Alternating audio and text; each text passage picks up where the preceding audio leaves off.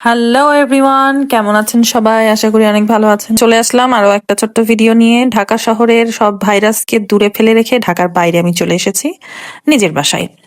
তো নিজের বাসায় আসার পর আমার মাথায় খালি কিলবিল কিলবিল বুদ্ধি খেলে, কি করব। দেন আমার বুদ্ধি খাটিয়ে আমি এই যে বানাচ্ছি হেলদি পিৎজা।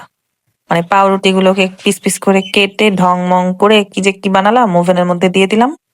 আচ্ছা, যা হবে হবে, হেলদি পিৎজা খাবো আজকে। তারপরে চা না হলে কি হয় পিৎজার সাথে? দেন আমার একার জন্য, আমার সাথে কেউ নেই, আমি একা একাই পথ চলি, একা একাই চা খাই। যাই হোক, তো হয়ে গেল এর মধ্যে আমার হেলদি পিৎজা। এখন দেখি কেমন হলো। ও মাই গড, যাক ভালোই হয়েছে, খারাপ না। ও উপরে কিছু স্প্রিঙ্কল করে দিয়েছিলাম চিনি, দেন একটু হালকা মানে লবণ দিয়েছিলাম। তো দেখছি আর একটু হতে হবে, তো আরো 1 মিনিট দিয়ে দিয়েছিলাম। এইবার হয়ে গিয়েছে আই থিঙ্ক এক্স্যাক্টলি। ওকে, গরম গরম আমি খেয়ে ফেলি চা দিয়ে হেলদি পিৎজা, পাউরুটি দিয়ে। ওকে, তো গাইজ আমি এত বড় লোক না যে রুটির পাশের অংশ ফেলে দিব, ফেলিনি, খেয়েছি। ভালো থাকবেন সবাই, বাই বাই।